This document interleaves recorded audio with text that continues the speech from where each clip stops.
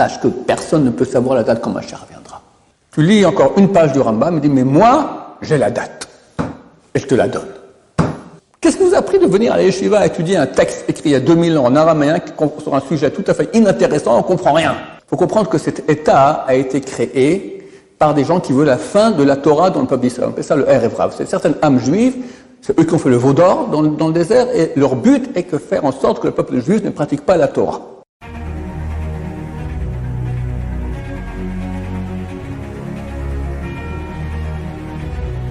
Ce jour est dédié pour l'élévation de l'âme de Rivka Batsara Zechan Livracha, une guilloret qui est décédée sans enfant et sans mari. Donc ces paroles soient, Bézat Hashem, une grande élévation de l'âme pour son âme. Alors nous allons encore de parler un peu du Mashiach. Alors à propos des dates, il faut savoir qu'il y a des gens qui croient qu'on n'a pas le droit de donner des dates quand Mashiach viendra. C'était effectivement écrit dans la Gemara, tu pars nafshotam, que crèvent les âmes de ceux qui donnent une date du Mashiach.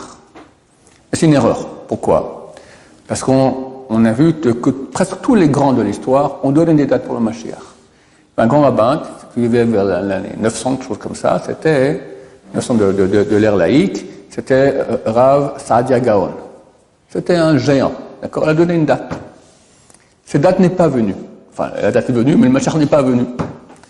Rashi écrit, ceux qui veulent aller voir, c'est dans Daniel, chapitre 8, verset 14, qui a donné une date, et la date n'est pas venue. Et nous, on va redonner d'autres dates. Et Rachid dit, on donne des dates comme ça, et on attend. Si ça vient, tant mieux, ça vient pas, on redonnera encore des dates. Et comme ça, durant l'histoire. Rachid a donné une date, Saadia Gaon a donné une date, le Ramban Nachmani a donné une date, le Rambam, Maïmonide, il écrit dans Igeret Teiman. Igeret Teiman, c'est une lettre aux Yéménites, c'est un livre qu'il faut absolument, c'est très court à lire, ça prend une demi-heure, extraordinaire. Là-bas, il parle beaucoup du Mashiach. Et il dit, sache que personne ne peut savoir la date quand Mashiach viendra. Et pourquoi Rav Saadia Gaon, il a donné une date?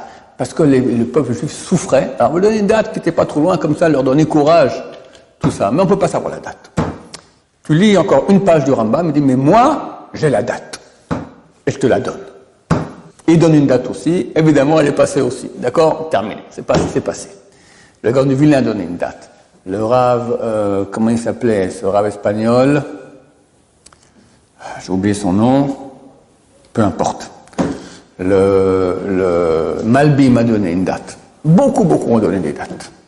Alors, la Gemara dit qu'on ne peut pas donner, c'est une erreur. Vous pouvez la voir dans la Gemara, c'est dans le Sanhedrin, chapitre 11, c'est écrit là-bas que pourrissent donc les âmes de ceux qui donnent une date, qui disent, et quand, si à cette date le Mashiach n'est pas venu, il ne viendra plus. Ça, c'est interdit. Mais donner une date, on voit que tous les grands l'ont fait. Maintenant, moi-même, je ne donne pas des dates. Je dis, je pense que ça sera, mais je me trompe toujours. Donc, je prends mes précautions, parce que vraiment, je me trompe toujours. Sinon, on ne serait pas là encore à faire des cours, d'accord? Donc, on peut imaginer, penser que ça va être pour bientôt. Voilà. C'est clair que c'est pour bientôt. Pourquoi? Parce qu'il y a une histoire, il y a un programme. Le programme est qu'on a été fichus dehors parce qu'on s'est mal comporté. On a été des ordures. Et Dieu nous a fichus dehors de la terre, nous voyons en exil long, terrible. Et Parashat Nitzavim, qui est un parashat ton anniversaire, c'est écrit là-bas, quand se sont survenues toutes les choses écrites que je t'ai dites, la bracha, bénédiction et la malédiction, et juste avant il y avait une paracha avec 98 malédictions, que quand on veut prouver que la Torah est d'origine divine, on fait sur ça. J'ai un cours qui s'appelle la preuve irréfutable, c'est une démonstration par A plus B, que personne ne peut refuter, ça fait 30 ans que je fais le coup peut-être, personne ne peut refuter jusqu'à aujourd'hui.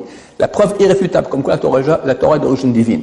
Je prends maintenant les malédictions, tout s'est réalisé. Tu vas quitter la terre d'Israël, tu seras en exil, tu seras dispersé sur toute la terre, tu ne pourras pas rester longtemps dans le même pays, sans le peuple juif, il a été expulsé d'un pays à l'autre. On parlera de toi de façon tout à fait non proportionnelle. Qu'est-ce qu'on est, nous? On n'est rien de rien, on parle de nous comme si on était grands comme... Je crois qu'ils ont fait en Amérique, ils ont fait une étude, ils ont demandé à des gens, un échantillonnage de la population, combien sont le peuple juif? La moyenne, c'était 60 fois plus que ce que nous sommes vraiment. 60 fois plus, la moyenne. Il y a quand même quelques-uns qui savent que c'est un tout petit pays de rien, le pays d'Israël et le peuple juif. Ils croient qu'on est des millions et des milliards, d'accord? Tout a été réalisé, et des malédictions terribles. c'est marqué, Dieu te ramènera en terre d'Israël. Même tu seras au bout du monde, il te ramènera en terre d'Israël. Et c'est écrit après dans les Savim. Je rajoute des détails qui sont écrits dans le prophète, Yecheskel, chapitre 36, ça vaut la peine de lire cela. C'est phénoménal. Tu lis l'histoire actuelle. Dieu te ramènera en terre d'Israël. La terre d'Israël qui était aride va donner ses fruits de façon abondante. Les non-juifs ont appelé ça le miracle agricole israélien. Les meilleurs agronomes du monde sont israéliens, on se voit dans le monde entier, parce qu'on a fait du désert, on a fait un jardin potager. Les villes détruites seront reconstruites. Jérusalem, Yerushalayim. Il y avait un grand écrivain américain, Mark Twain, il est venu en 1940, il est venu ici en Israël. Il a dit, c'est terrible, tout est détruit, il n'y a rien, que des cactus. Jérusalem, c'était terrible. Mon arrière-grand-père, il est venu il y a 105 ans, en 1873. Il est venu du Ouzbékistan. Avec toute la communauté, ils ont fait un des premiers quartiers hors de Jérusalem. Et en 1967, la guerre des 6 jours, j'avais 7 ans, je suis né en 60. Alors on est allé visiter Nabi Samuel, la tombe du prophète Samuel, c'était région jordanienne, on ne pouvait pas aller là-bas. On est allé, et j'ai une photo chez moi à la maison, comme ça, tic. Alors on prend une photo, c'est ma cousine qui avait mon âge environ, puis on voit derrière Ramoth, mais vide. Il n'y a pas une maison, rien que des collines vides, d'accord, ni la Shiva, ni rien, il n'y avait rien. Jérusalem maintenant, c'est 40 fois plus grand qu'à l'époque. Ça, c'est les villes détruites seront rebâties. Et pas que ici, partout, Tzfat, toutes les villes, partout.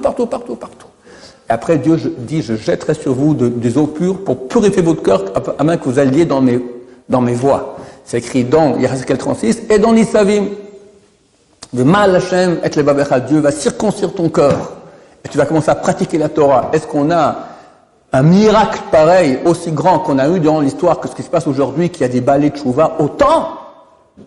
Regardez-vous!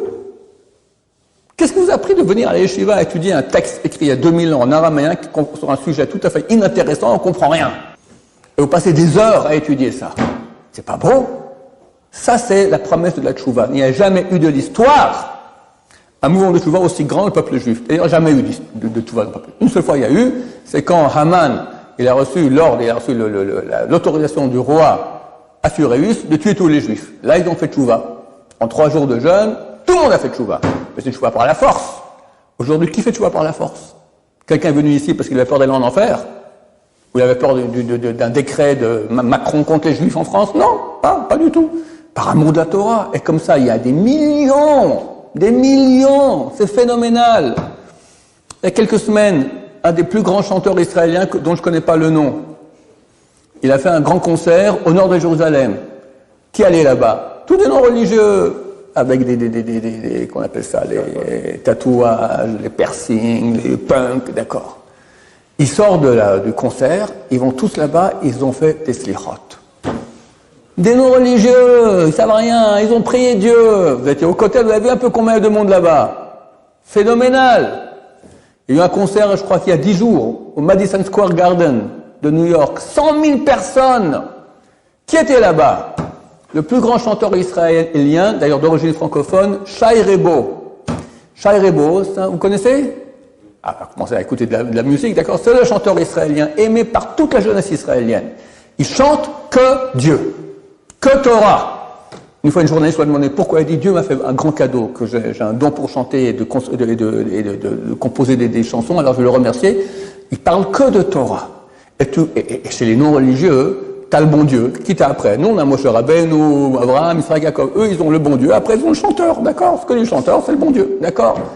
Donc, en Israël, tu as toute une jeunesse qui est loin de Torah, qui chante Dieu, qui chante Torah. Dans les autres pays, qu'est-ce qu'ils chantent? Je t'ai vu, tu m'as vu, on s'est touché, on s'est machin, et tout ça, tu me manques, je t'aime bien, etc. Et des trucs de... Non mais, malade. C'est pas beau ça. Et c'est écrit dans Parashat Nitzavim, mais c'est écrit dans le prophète. On est en train de vivre ce... Alors quand tu vois tout ça, retour en terre d'Israël, la terre qui donne ses fruits, que la Gemara dans le traité Sanhedrin, page 98b, dit tu n'as pas de signe plus clair de la fin. Ce verset de Yecheskel qui dit ô toi, terre d'Israël, porte tes fruits pour mon peuple d'Israël qui sont prêts de revenir. Lorsque la terre d'Israël portera ses fruits de façon abondante, c'est le signe de la fin. Donc il y a la tchouva. C'est marqué qu'Israël ne peut être sauvé que par la tchouva. Il y a la tchouva, il y a l'autorité d'Israël, il y a la terre qui donne ses fruits. Le monde d'Ishmaël, qui voulait nous empêcher, qui était ici, qui était autour de nous, qui voulait nous bouffer, disparu, fini. Il n'y a plus aujourd'hui une population arabe qui est dangereuse pour nous au niveau physique, au point où on risque d'être annulé, annihilé. Guerre des 6 jours, Nasser, il a fait la fédération arabe, 12 ou 13 pays arabes sont venus en guerre contre nous, on était un petit pays de rien. À Netanya, entre la mer et la frontière arabe, il y avait 22 kilomètres. Entre Gaza et Tel Aviv, c'est combien? C'est une demi-heure de route en voiture. Ils sont venus beaucoup plus grands en chiffres, beaucoup plus grands en moyens en armes, d'accord? On a un miracle fantastique. Aujourd'hui, c'est fini. Il n'y a plus l'Égypte, on a fait la paix, la Syrie, guerre civile, il a terminé, l'Irak, les Américains sont venus, ils ont éliminé, et reste les Perses, l'Iran. Mais l'Iran, c'est pas des Arabes. C'est l'Iran, et ça, c'est le dernier acteur de la fin. Très bientôt, avec les deux dieux. En tout cas, le monde arabe qui voulait notre fin, c'est écrit aussi, qui dit qu'ils ne pourront plus nous faire plus rien, terminé, ils ont pris le pouvoir. Donc, toutes ces choses-là nous montrent qu'on y est. Alors, quand ça sera, on ne sait pas. Maintenant, on a encore quelque chose de très nouveau cette année, la gauche. Il faut comprendre que cet État a été créé par des gens qui veulent la fin de la Torah dans le peuple d'Israël. On appelle ça le Erevrav. C'est certaines âmes juives, c'est eux qui ont fait le veau d'or dans le désert, et leur but est de faire en sorte que le peuple juif ne pratique pas la Torah. Et ils ont réussi. Ben Gurion, il a dit à l'ami du père de mon voisin, dans 20 ans, il n'y aura plus aucun religieux dans ce pays. Mais Dieu a fait autrement. Et tric, d'abord, on fait beaucoup plus d'enfants qu'eux. Deuxièmement, la tchouva. Donc on devient un pays qui est religieux. Le monde entier hurle. L'ONU contre la réforme judiciaire. Biden. De quoi il se mêle? C'est un truc intérieur à nous, c'est démocratie. On a voté qu'on veut plus que ce soit une bande de mafieux, les juges de la Cour suprême qui disent si une loi est valable ou pas. On fait la démocratie. C'est d'après la majorité. C'est tout à fait légitime. Ils sont pas d'accord. Pourquoi ils sont pas d'accord? Parce que d'après la démocratie, maintenant, Israël devient un pays juif. Plus comme eux voulaient. Comment ça se fait que c'est l'Amérique? L'Amérique et la Russie ont presque jamais voté à l'ONU des choses en étant d'accord. Une des seules fois, ou la seule fois où ils ont voté ces accords, c'était, ils ont voté qu'on crée un foyer juif pour les juifs en terre d'Israël, la terre d'Israël, 1948. L'ONU vote qu'on reçoit la terre d'Israël. Comment ça se fait que les non-juifs qui ont vu notre fin pendant 2000 ans, ils nous donnent la terre d'Israël? Alors j'ai fait un cours très, très long sur le sujet, je ne vais pas tout expliquer maintenant, mais en 2 mots. Dieu a joué un tour au côté négatif. Le côté négatif veut la perte du peuple d'Israël. Dieu lui a dit, écoute, tu vois, ça fait 2000 ans que tu veux que le peuple d'Israël disparaisse, il est toujours là. Tu as amené une Shoah sur le crâne, ils sont toujours là. Je vais donner un truc, vous êtes nuls. Donne les Juifs dans les mains des Juifs non pratiquants. Ils vont en faire un peuple goy. Et en terre d'Israël, tu auras une Gay Pride la veille de Rosh Hashanah, le jour de jugement à Jérusalem, la ville sainte, une Gay Pride. Est-ce qu'on a entendu une fois qu'il y avait une Gay Pride durant toute l'histoire juive? Dans l'exemple entre un homosexuel qui a dit je suis homosexuel dans le peuple juif, ça n'existait pas un truc pareil. On connaissait quelqu'un qui ne pratique pas le Shabbat, il n'y en avait pas, on les voyait pas ces gens-là. Ici, la majorité ne fait pas le Shabbat, il y a des villes entières qui revendiquent qu'on puisse avoir les bus et les trams aussi le jour du Shabbat. Manger du porc, ça n'existait jamais dans le peuple d'Israël, tu as des boucheries de porc. Tout ça qui l'a fait, les goïms n'ont pas réussi à faire ça au peuple juif. Par-ci, par-là, ils ont réussi à attraper quelqu'un que le peuple, dans sa majorité, fasse, jamais. L'État d'Israël, il a fait ça. Dirigé par le Erevrav qui a voulu la fin du peuple d'Israël en tant que peuple juif. Dieu a laissé faire ça. Pourquoi? C'est le seul moyen qu'on revienne en terre d'Israël, que les goïms acceptent qu'on revienne. Les goïms ont dit, on va faire de vous maintenant les goïms, c'est bon, allez-y, prenez la terre, c'est pour vous. Et tout le monde est content. Et maintenant, ils voient que tout à coup, on devient un peuple juif. Ils disent, il y a une maldonne là, on n'est pas d'accord. Il y a des goïms comme nous. Non, mon cher ami. Et on est en Israël, on ne bouge plus. Ils l'ont eu dans le baba. Ce que nous sommes en train de vivre, comprenez, c'est de cette année. Ils font des manifs d'enfer. Ils sont payés. Ils sont payés par des Américains. C'est des gens d'Amérique qui payent pour que les manifs. 300, et un arabe était là-bas, dit, pourquoi il m'a demandé 300 shekels. Je suis allé, d'accord, qu'est-ce qu'il a à faire de ces trucs-là? Ils reçoivent de l'argent. Pourquoi ils sont tellement énervés contre cela? Alors que c'est pas grand-chose, on demande une démocratie. Pas qu'il y ait une bande de mafieux qui décide pour nous des lois, il y a une démocratie. Parce qu'ils comprennent qu'en fin de compte, ils sont perdus. Parce que puisqu'il y a plus de religieux, en fait, ils font des enfants, et il y a la tchouva, ils comprennent très bien que c'est mort. Et les goïms aussi. Alors eux aussi se mettent à hurler. Trop tard, Balthazar, on ne bouge plus. Donc tout ça nous fait dire que c'est pour très très bientôt. Dès lors, il faut surtout dans ces jours-ci maintenant, jusqu'à Kippour, faire une tchouva totale. Parce que comme Mashiach il vient, d'abord pas tout le monde mérite de le voir. Il faut des mérites. Secondo, ton niveau, enfin le niveau de tes mérites, il est fixé. Après, comme Mashiach vient, on va tous monter. On va monter. Mais on n'aura plus de mérite. Parce qu'on n'aura plus le challenge, on n'aura plus maintenant l'effort qu'on essaiera. C'est maintenant que c'est dur. C'est maintenant que tu peux montrer, gagner des mérites. Après, quand c'est tout facile, on verra Dieu. On peut pas faire autrement. C'est marqué à l'époque messianique, quelqu'un vient cueillir une figue Shabbat, la figue, elle crie Shabbat. Les petits enfants croient que les figues vont se mettre à parler. C'est pas ça. La réalité, elle parle. Si je dis maintenant saute par la fenêtre, la réalité te dit attention, danger. Tu mets la main dans la prise électrique, tu vas dire je peux pas faire une chose pareille. Pourquoi tu peux pas? C'est pas compliqué. La réalité crie attention, danger. Alors on verra Shabbat dans la nature. On ne peut pas faire autrement. On va tous monter très très haut. On aura un enseignement de Dieu extraordinaire. Il y aura un bonheur phénoménal. Il n'y aura plus de mérite. Le mérite, chers amis, c'est maintenant. Tapez, boxez, faites tchouva. Dieu, il est là, voilà. Dieu, il est là, il tend la main, reviens. Il n'y a qu'à le dire. On m'a raconté ça hier ou avant-hier. Il y a quelqu'un qui devait être Chazan. Il y avait une chaleur Tzibur, le Rav Steinman. Il y a même Noraïm, les jours de Rosh Hashanah et Kippour.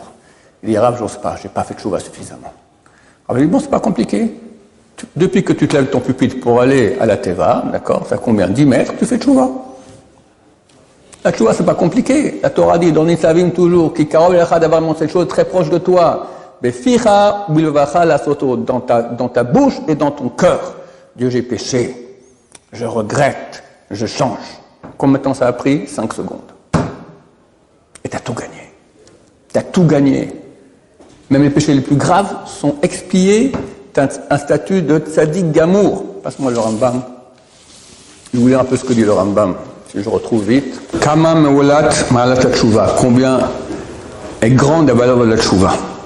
Emesh hayazeh muvdal ma'Hashem. Hier, ce type, qui était donc un pécheur, était séparé de Dieu. Eloki Israël, le Dieu d'Israël. Chez les mains, comme il est dit, vos péchés font la différence entre vous et votre Dieu. Tsorek venonana. Il crie à Dieu, il prie, je te supplie. Ne fais pas attention, personne ne l'écoute là-haut. Ici des versets pour tout, je ne vais pas vous faire trop long, donc je ne cite pas les versets. Il fait des mitzvot, on les jette sur sa face. Prends ta mission de film, on ne veut pas de ça. Tu as prié. Rien, on s'en fout complètement, dégage. Va'ayom, et aujourd'hui, au Moudbak Bashrina, il est collé à la présence divine. Il crie, on lui répond tout de suite. Il fait des mitzvot, on les reçoit avec amour et joie. Et non seulement cela, mais on a envie maintenant de ces mitzvot. Ici, pour tout cela, il cite des versets. Combien de temps ça a pris entre avant et après? C'est écrit dans Kiddushin, page 39. Qu'un rachat, un mécréant, qui dit à une femme, tu m'es consacré comme femme par cette bague-là, mais à condition que je sois un tzaddik parfait. Il lui met la bague. C'est le chef de la mafia. Marié ou pas? Ben non, il faut que tu sois un tzaddik parfait. Marié. Peut-être il a eu une pensée de tchouva. T'as une pensée de tchouva, il n'a rien dit. Il dit, ouais, j'arrête. Il reçoit tout de suite un statut de tzaddik gamour, tzaddik parfait. Chers amis, est-ce que c'est pas idiot que maintenant, en plus que je vous dis que Mashiach il va arriver, c'est très très bientôt, je ne sais pas quand, mais c'est très très très très bientôt et un peu plus. Donc on ne pourra plus faire après tchouva. Et maintenant, il reste encore combien jusqu'à Kippour? Lundi prochain, 1 semaine. Vas-y, éclate-toi de tchouva, de pleurs, de regrets. Tu ne pourras que gagner de cela. Baruch Adonai, l'olam, amen, amen.